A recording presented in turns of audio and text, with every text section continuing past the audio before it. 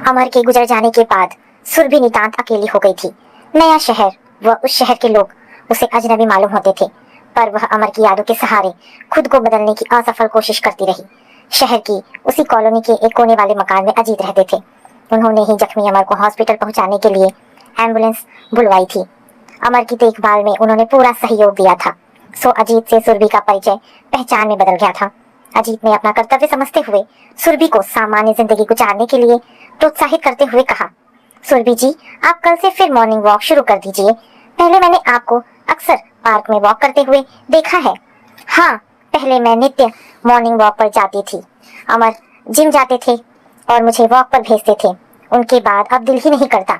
उदास सुरभि ने कहा, मैं आपकी मनोदशा समझ सकता हूँ। 3 साल पहले मैं भी अपनी पत्नी खो चुका हूँ। जीवन साथी के चले जाने से जो शून्य जीवन में आ जाता है, उससे मैं अनजान नहीं हूँ, किंतु सामान्य जीवन जीने के लिए खुद को तैयार करने के सिवाय अन्य कोई विकल्प ही नहीं होता है। 2 पल बाद वे फिर बोले, अमर जी को गुजरे हुए 6 महीने से ज्यादा हो चुके हैं। अब वे नहीं हैं, इसलिए आपको अधिक सतर्क रहने की जरूरत है। आप खुद को सामान्य दिनचर्या के लिए तैयार कीजिए। अजीत ने अपना तर्क रखते हुए आगे कहा, सुरभि, मैं आपको उपदेश नहीं दे रहा, बल्कि अपना अनुभव बताना चाहता हूँ। सच कहता हूँ, पत्नी के गुजर जाने के बाद ऐसा महसूस होता था जैसे जिंदगी खत्म हो गई। अब दुनिया में कुछ भी नहीं है मेरे लिए। लेकिन ऐसा होता नहीं है और ऐसा सोचना भी सही नहीं है। किंतु मृत्यु तो साथ संभव नहीं है। जिसके हिस्से में जितनी सांसें हैं वह उतना जीकर चला जाता है।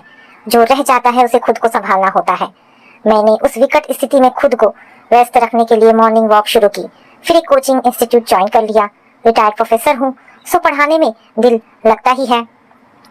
इसके बाद भी काफी समय रहता है। उसमें व्यस्त रहने के लिए घर पर ही कमजोर वर्ग के बच्चों को फ्री में ट्यूशन देता हूँ तथा हफ्ते में 2 दिन सेवार्थ के लिए एक अनाथ आश्रम में समय देता हूँ। इस तरह के कार्यों से अत्यधिक आत्मसंतुष्टि तो मिलती ही है, साथ ही समय को फ्रूटफुल व्यतीत करने का संतोष भी प्राप्त होता है। आपसे आग्रह करना चाहता हूँ कि आप इन कार्यों में मुझे सहयोग दें। अच्छा, अब मैं चलता हूँ। कल सुबह कॉल बेल दूंगा, निकल आइएगा। मॉर्निंग वॉक पर साथ चलेंगे। शुरुआत ऐसे ही कीजिए। अन्य विकल्प ना होने के कारण सुरभि ने सहमति में सिर हिला दिया। सच में मॉर्निंग वॉक की शुरुआत से वह एक ताजगी सी महसूस करने लगी। उसने अजीत के साथ कमजोर वर्ग के बच्चों को पढ़ाना व अनाथ आश्रम में व्यक्तित्व देना भी शुरू कर दिया। इन सब से उसे अद्भुत आत्मसंतुष्टि का अनुभव होता। 2 दिनों से अजीत मॉर्निंग वॉक के लिए नहीं आए। सुरभि असमंजस में पड़ गई। शायद अजीत ने सोचा हो कि शुरुआत कर दी, अब उसे खुद ही करना चाहिए। सुरभि पार्क तक चली गई, किंतु उसे अजीत वहां भी दिखाई नहीं दिए। जब तीसरे दिन भी वे नहीं आए, तब उसे डर सा लगने लगा कि कहीं एक विधवा और एक विधुर के साथ का किसी ने मजाक बना अजीत को आहत तो नहीं कर दिया।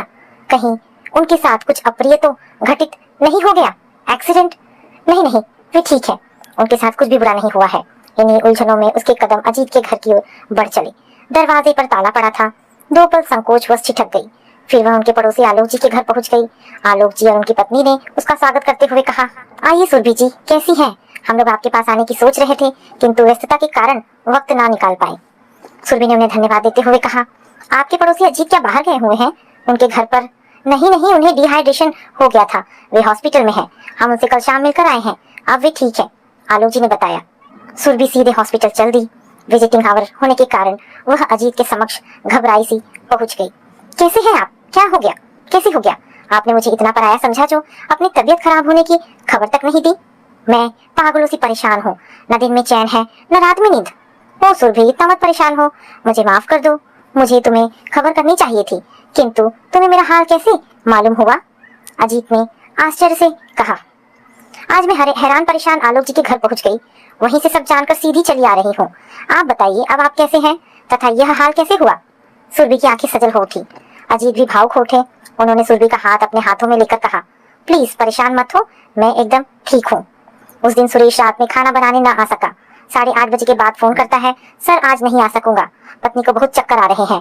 मैंने कह दिया कि ठीक है, तुम पत्नी को डॉक्टर को दिखाओ, अभी मैं ही कुछ बना लेता हूँ, सुबह सब ठीक रहे तो जरूर आना। मैंने कह तो दिया, किंतु कुछ बना ना सका। सो नुक्कड़ की दुकान से पकौड़े ले आया, वही हजम नहीं हुए, बस रात से दस्त और उल्टियाँ शुरू हो गई। अजीत जी, आप मुझे कितना पराया समझते हैं। मेरे घर पर खाना खा सकते थे, किंतु नहीं, आप नुक्कड़ की दुकान पर पकौड़े लेने चल दिए, जबकि आपके घर से दुकान की अपेक्षा मेरा घर नजदीक है। सिर्फ आप बात बनाते हैं कि तुम्हें अपनेपन के कारण समझाता हूँ कि स्वयं को संभालो और सामान्य दिनचर्या का पालन करो। मैंने आज आपका अपनापन देख लिया। सॉरी सुरभि, मुझे माफ कर दो, अजीत ने अपने कान पकड़ते हुए कहा। वैसे अच्छा ही हुआ तुम्हें खबर कर देता तो तुम्हारा ये रूप कैसे देख पाता। तुम्हें मेरी इतनी फिक्र है, यह तो जान सका। सुरभि ने हौले से अजीत की बाह में धौल जमाते हुए अपनी आंखें पोंछ ली तथा मुस्कुरा दी। भावनाओं की आंधी सारी औपचारिकताएं उड़ा ले गई। अजीत सुरभि को प्रिय कह बैठे, वही हाल सुरभि का था। वह अजीत जी के करीब आ गई थी। भावनाओं के ज्वार में अजीत भूल ही गए कि उनके कमरे में उनकी बेटी प्रिया भी मौजूद है। सुरभि तो उसकी उपस्थिति से अनजान थी। अति भावुकता में उसे अजीत के सिवाय कुछ दिखाई ही नहीं दिया। एकाएक अजीत की नजरें प्रिया से टकराई। संकोचवश सुरभि का हाथ छोड़ते हुए उन्होंने परिचय करवाते हुए कहा, सुरभि, इनसे मिलो, ये मेरी प्यारी बेटी प्रिया है। ये आई तो ऑफिस के काम से थी, किंतु मेरी ईमानदारी में लग गई। सुरभि को प्रिया की उपस्थिति का आभास होते ही उसकी हालत तो रंगे हाथों पकड़े गए चोर सी हो गई। वह प्रिया से 2-4 औपचारिक बातें कर झटपट विदा हो ली। हॉस्पिटल से लौटते समय सुरभि अत्यधिक सकुचाहट में धंसी जा रही थी। वह भावावेश में क्या क्या बोल गई, ना जाने अजीत क्या सोचते होंगे। प्रिया का ख्याल आते ही उसकी सकुचाहट बढ़ जाती। ना जाने वह बच्ची क्या सोचती होगी, कैसे उसका ध्यान प्रिया पर नहीं गया।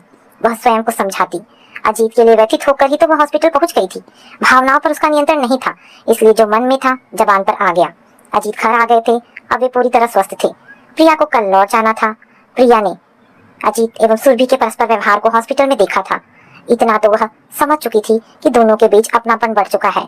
बात जानने समझने की इच्छा से उसने बात छेड़ते हुए कहा, पापा, सुरभि आंटी इस कॉलोनी में नई आई हैं, मैंने उन्हें पहले कभी नहीं देखा। अजीत शांत गहन चिंता में बैठ गए। प्रिया ने ही उन्हें टटोलते हुए कहा, क्या बात है पापा, नाराज हो गए? नहीं बेटा, तू तो मुझे मेरे हित में ही समझा रही है, किंतु मुझे डर है सुरभि मुझे स्वार्थी समझ मुझसे दोस्ती ना तोड़ बैठे। उसका अलगाव मैं सहन ना कर सकूंगा। अजीत ने धीरे धीरे कहा, पापा, वे आपसे प्यार करती हैं, किंतु नारी सुलभ सकुचाहट तो स्वाभाविक है ना। पहल तो आपको ही करनी होगी। मेरी बेटी इतनी बड़ी हो गई, मुझे पता ही नहीं चला। अजीत के इस वाक्य पर दोनों मुस्कुरा दिए। प्रिया वापस लौट गई, किंतु अजीत को समझा कर ही नहीं धमका कर गई कि वे जल्दी से जल्दी सुरभि से शादी की बात करेंगे, वरना वह स्वयं यह जिम्मेदारी पूरी करेगी। मॉर्निंग वॉक पर अजीत एवं सुरभि प्रिया के संबंध में ही बातें करते रहे। अजीत बोले, 1 वर्ष हो गए प्रिया की शादी हुए। जब भी जाती है मन भारी हो जाता है। उसके आने से सारा घर गुलजार हो जाता है। जाती है तो अजीब सुनापन छोड़ जाती है। सुरभि ने कहा, बड़ी प्यारी है प्रिया, खूबसूरत होने के साथ साथ समझदार भी। उसकी आंखें तो विशेष सुंदर है, अपने में एक दुनिया समेटे हुए सी मालूम होती है वह। अजीत खुश होते हुए बोले, वह अपनी माँ की कार्बन कॉपी है। मैं ममता को अद्भुत महिला कहता था। रूप एवं गुण का अद्भुत मेल था उसके व्यक्तित्व में। सुरभि प्रिया के साथ विशेष जुड़ाव महसूस करने लगी थी। उसने प्रिया के पति, उसके ससुराल के संबंध में विस्तृत जानकारी ली तथा अत्यधिक खुशी हुई कि बहुत समझदार एवं संपन्न परिवार है। मॉर्निंग वॉक से लौटते समय सुरभि का घर पहले आता है। रोज ही अजीत उसके घर तक छोड़ते हुए अपने घर की ओर बढ़ जाते हैं।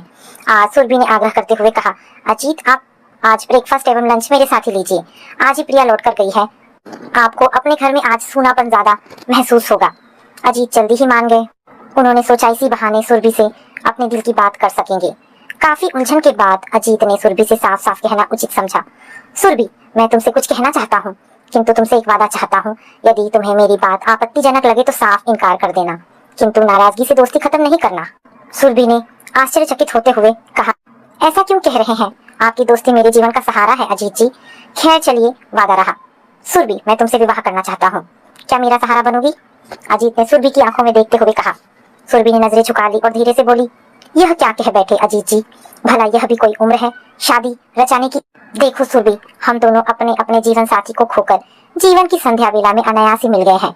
हम दोनों ही अकेले हैं, हम दोनों ही तन्हा हैं। हम एक दूसरे का सहारा बन फिर से जिंदगी में आनंद एवं उल्लास भर सकते हैं। जीवन के उतार चढ़ाव में परस्पर सहयोग दे सकते हैं। मैं अपनी पत्नी ममता को बहुत चाहता था, किंतु बीमारी ने मुझसे छीन मेरी ममता भी मुझे बहुत चाहती थी। अपनी बीमारी के संघर्ष के दौरान भी उसे अपनी जिंदगी से ज्यादा मेरे जीवन की चिंता थी। एक दिन मुझसे बोली, अजीत, मेरा आपका साथ इतना ही था, आपको अभी लंबा सफर तय करना है, अकेले मुश्किल लगेगा, मेरे बाद जरूर योग्य जीवन साथी ढूंढ लीजिएगा। अपनी शादी वाली अंगूठी मेरी हथेली पर रखकर बोली, इसे मेरी तरफ से स्नेह स्वरूप आप प्यार से उसे पहना देना। मैं ये सोचकर खुश हो लूंगी कि मेरे अजीत के साथ उनकी फिक्र करने वाली कोई है। अजीत अपनी पत्नी को याद कर बेहद भावुक हो गए थे। दोपहर रुककर स्वयं को संयत कर बोले, मैंने तुम्हें एवं अमर को भी साथ साथ देखा था, गृह प्रवेश के मौके पर तथा हॉस्पिटल के दुखद मौके पर। तुम दोनों का प्यार स्पष्टतः परिलक्षित था। अमर को भी अपनी जिंदगी से ज्यादा तुम्हारे जीवन की चिंता थी। वे सिर्फ और सिर्फ तुम्हारी ही चिंता व्यक्त करते थे। मैं आईसीयू में उनसे मिलने जब भी जाता सिर्फ तुम्हारे संबंध में चिंता व्यक्त करते थे। उस दिन उन्हें आभास हो चला था कि वे नहीं बचेंगे। अत्यधिक कष्ट में बोले थे, दोस्त मैं तुम्हें अक्सर पुनर्विवाह की सलाह देता था और तुम हंसकर टाल जाते थे, किंतु अब तुमसे वादा चाहता हूँ, मेरी सुरभि को अपना लेना। तुम्हारे साथ वह सुरक्षित है, ये सोचकर मुझे शांति मिलेगी। हमने परिवारों के विरोध के बावजूद अंतरजातीय विवाह किया था, सभी रिश्ते खत्म हो गए थे। मेरी बात एकदम अकेली हो जाएगी मेरी सुरभि। दोस्त मेरा आग्रह स्वीकार कर लो, मेरे पास वक्त नहीं है। उनकी दर्द भरी याचना पर मैं हाँ तो ना कर सका था, किंतु स्वीकृति हेतु सिर जरूर हिला दिया था। मेरी सहमति जानकर उस तकलीफ एवं दर्द में भी उनके चेहरे पर एक स्मृति छा गई थी। किंतु सुरभि तुम्हारी नाराजगी के डर से मैं तुमसे कहने का साहस न जुटा सका था।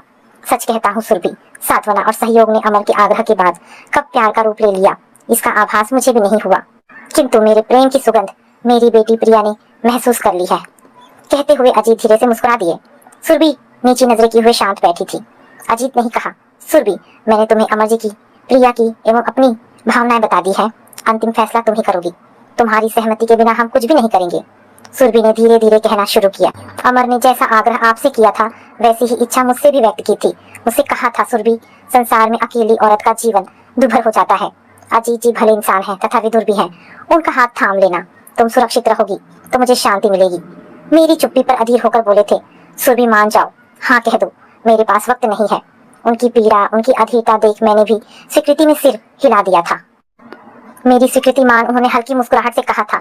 मेरी शादी वाली अंगूठी, मेरी सहमति मान अजीत को पहना देना। उसमें लिखा ए अब उनके लिए ही है। किंतु मैं भी आपकी दोस्ती ना खो बैठूं, इस संकोच में आपसे कुछ कह ना सकी। वह हल्के से मुस्कुरा दी। अजीत इत्मीनान से बोले, चलो प्रिया की जिद के कारण सभी बातें साफ हो गई। मैं तो तुम्हें चाहने लगा हूँ, यह स्वीकार करता हूँ। तुम्हारा प्यार भी उस दिन हॉस्पिटल में उजागर हो चुका है। मेरी प्रिया तो हमारी शादी के लिए तैयार बैठी है। तुम भी इस विषय में अपने बेटे से बात कर लो। सुरभि ने उदासीनता से कहा, मेरा बेटा तो सालों पहले ही पराया हो गया, विदेश क्या गया, वहीं का होकर रह गया। 3 साल से न आता है न हमारे आने पर सहमति व्यक्त करता है। उसकी विदेशी पत्नी है तथा उसने तो हमारा दिया नाम तक बदल दिया है। अमर के क्रियाक्रम हेतु बहुत मुश्किल से उससे कांटेक्ट कर सकी थी। मात्र 2 दिन के लिए आया था, मानो रिश्ते जोड़ने नहीं बल्कि तोड़ने आया था। कह गया, यूं बेकार मुझे आने के लिए परेशान ना किया करें, मेरे पास फालतू का टाइम नहीं है। अकेली माँ कैसे रहेगी, ना उसने पूछा न ही मैंने बताया। अजनबी की तरह आया और परायों की तरह चला गया। सुरभि की आंखें भीग आई थी। अजीत ने उसके आंसू पोंछते हुए कहा, सुरभि जिस बेटे को तुम्हारी कोई फिक्र नहीं है, जिसने तुमसे कोई रिश्ता संपर्क नहीं रखा है, उसके लिए क्यों आंसू बहाना। मैं तुमसे एक वादा कर सकता हूँ, हम दोनों एक दूसरे का इतना मजबूत सहारा बनेंगे कि हमें अन्य किसी सहारे की जरूरत ही नहीं होगी। सुरभि अभी भी सिमटी सकुचाई से बैठी थी। अजीत ने उसकी अंतर्दशा भांपते हुए कहा, सुरभि ये तुम भी जानती होगी तथा मैं भी समझता हूँ कि इस उम्र में विवाह शारीरिक जरूरत हेतु नहीं बल्कि मानसिक संतुष्टि के लिए की जाती है। विवाह की जरूरत हर उम्र में होती है ताकि साथी से अपने दिल की बात की जा सके। एक साथी होने से जीवन में उमंग उत्साह बना रहता है। फोन के जरिए प्रिया सब बातें जानकर खुशी से उछलते हुए बोली, पापा इस संडे यह शुभ काम कर लेते हैं। मैं और विशाल इस शुक्रवार की रात में पहुंच रहे हैं। इतवार के दिन कुछ निकटतम रिश्तेदार एवं पड़ोसियों के बीच अजीत एवं सुरभि ने एक दूसरे को अंगूठी पहनाई, फूल माला पहनाई तथा अजीत ने सुरभि की सूनी मांग में सिंदूर सजा दिया। सभी उपस्थित रिश्तेदारों ने करतल ध्वनि से उत्साह एवं खुशी का प्रदर्शन किया। सभी ने प्रिया की सोच एवं समझदारी की प्रशंसा करते हुए कहा कि अजीत एवं सुरभि के पुनर्विवाह का प्रस्ताव रख प्रिया ने प्रशंसनीय कार्य किया है। प्रिया ने घर पर ही छोटी सी पार्टी का आयोजन रखा था। सोमवार की पहली फ्लाइट से प्रिया एवं विशाल को लौट जाना था। सुरभि भाव विभोर हो बोली, अच्छा होता बेटी कुछ दिन रुक जाती। प्रिया ने अपनेपन से कहा, माँ अभी तो हम दोनों को जाना ही पड़ेगा। फाइनल रिपोर्ट का समय होने के कारण ऑफिस से छुट्टी मिलना पॉसिबल नहीं है। ठीक है इस बार जाओ, किंतु प्रॉमिस करो दिवाली पर आकर जरूर कुछ दिन रहोगे। सुरभि ने आदेशात्मक स्वर में कहा। प्रिया को सुरभि का माँ जैसा अधिकार जताना भला लगा। वह भाव विभोर हो उसके गले लग गई। उसे आत्मसंतुष्टि का अनुभव हो रहा था। होता भी क्यों नहीं, उसे माँ जो मिल गई थी। दोनों के अपनत्वपूर्ण व्यवहार को देखकर अजीत की भी आंखें भर आई थी। तो दोस्तों ये कहानी यहाँ पर समाप्त होती है। आशा करती हूँ कहानी पसंद आई होगी। अगर कहानी पसंद आई है तो प्लीज इसे लाइक एंड शेयर करें। दोस्तों ऐसी ढेरों पारिवारिक और शिक्षाप्रद कहानी सुनने के लिए मेरे चैनल को प्लीज सब्सक्राइब करें और हाँ कमेंट करके जरूर बताएं। मिलते हैं कल एक नई कहानी के साथ। धन्यवाद दोस्तों।